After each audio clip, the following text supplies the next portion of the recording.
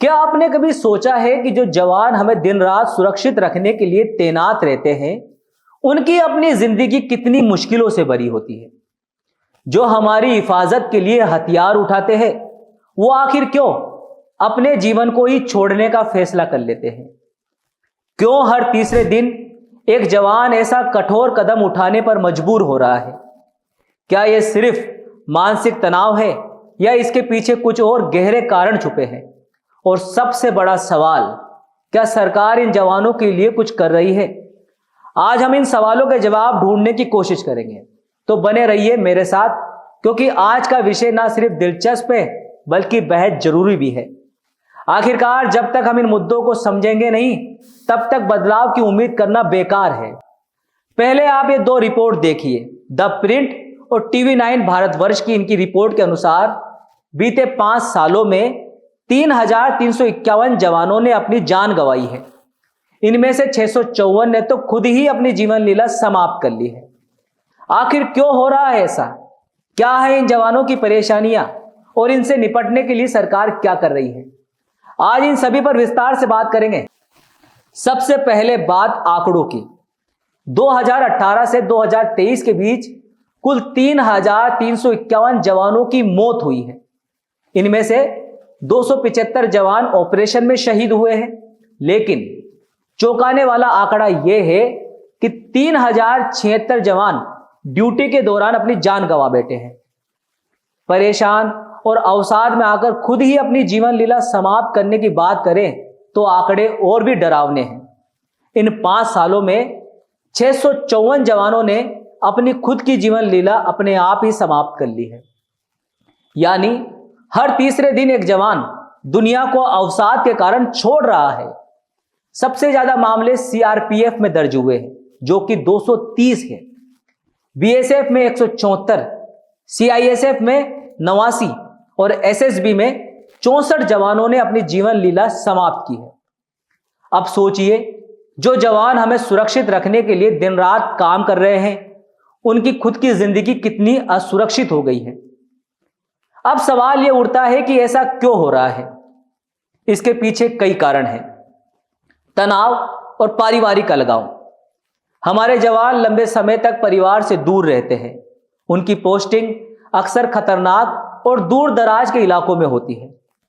पारिवारिक विवाद और जमीन जायदाद के झगड़े भी एक बड़ी समस्या बन जाते हैं। छुट्टी की कमी। CAPF के जवानों को पर्याप्त छुट्टियां नहीं मिलती। सेना में जहां जवानों को कड़ी ड्यूटी के बाद आराम का मौका मिलता है, वहीं अर्धसैनिक बलों में ऐसा नहीं होता है। प्रमोशन की कमी। कई जवान 10-10 साल तक एक ही रैंक में फंसे रहते हैं। उच्च पदों पर प्रमोशन के मौके बेहद सीमित है, जिससे इनका मनोबल गिरता है। नई पेंशन योजना NPS। CAPF के जवानों को NPS के तहत पेंशन मिलती है, जो पुरानी पेंशन योजना OPS जितनी लाभकारी नहीं है। दूसरी तरफ सेना के जवान OPS का फायदा उठा रहे हैं। मानसिक स्वास्थ्य का मुद्दा। तनाव, अवसाद और मानसिक बीमारियां इन जवानों के लिए बड़ी चुनौती है। खराब मानसिक स्वास्थ्य के चलते ये मामले बढ़ रहे हैं। अब सोचिए, ऐसी परिस्थितियों में जवानों से हर वक्त अलर्ट रहने की उम्मीद करना कितना मुश्किल है। CAPF जवानों के कामकाज की स्थिति भी बेहद कठिन है।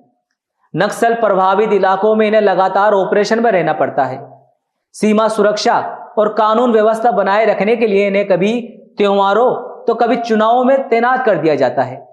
इनके पास आराम करने का वक्त भी नहीं होता। CRPF का एक अधिकारी कहता है कि हमारे जवानों को हर समय तनाव में रहना पड़ता है। यहां तक कि कई बार इन्हें राज्य पुलिस की मदद करने के लिए भी बुला लिया जाता है। अब अगर इन्हें लगातार काम में झोंका जाएगा और पर्याप्त आराम या सुविधाएं नहीं मिलेगी, तो यह स्थिति और भी खराब हो सकती है। अब सवाल उठता है कि सरकार क्या कर रही है। गृह राज्य मंत्री नित्यानंद राय ने हाल ही में संसद में बताया कि ड्यूटी पर शहीद जवानों के परिवार को मिलने वाली अनुग्रह राशि को 15 लाख से बढ़ाकर 35 लाख कर दिया गया है। ड्यूटी के दौरान मौत पर मिलने वाली राशि को 10 लाख से बढ़ाकर 25 लाख कर दिया गया है। इसके अलावा टास्क फोर्स बनाई गई है, जो जवानों के मानसिक स्वास्थ्य और कामकाज की स्थिति पर काम कर रही है।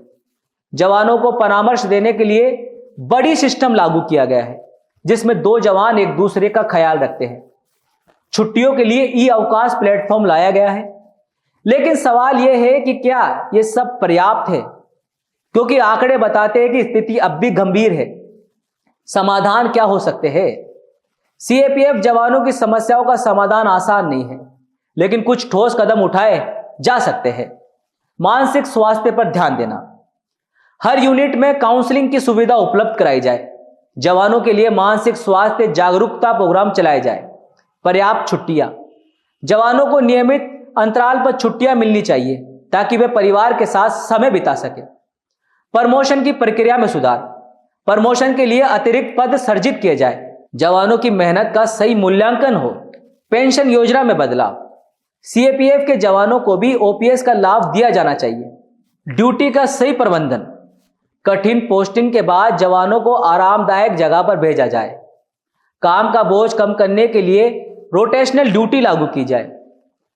जवानों के परिवार के लिए हेल्थ केयर और एजुकेशन की बेहतर सुविधाएं सुनिश्चित की जाए। देश की सुरक्षा में इन जवानों का योगदान अमूल्य है। इनके संघर्ष को समझना और इनकी समस्या को हल करना हमारी जिम्मेदारी है। तो दोस्तों, यह थी हमारे जवानों की डार्क साइड की कहानी। हमारी सेना और अर्धसैनिक बल दोनों ही देश की सुरक्षा में अहम भूमिका निभाते हैं, लेकिन यह सुनिश्चित करना भी जरूरी है कि जो जवान हमें सुरक्षित रखते हैं उनकी जिंदगी कितनी सुरक्षित है। अगर आपको यह जानकारी जरूरी लगी है तो इसे जरूर शेयर करें, क्योंकि जब तक इन मुद्दों पर बात नहीं होगी तब तक बदलाव नहीं आएगा। आखिर में इन जवानों को सलाम करते हुए मैं आपसे विदा लेता हूं।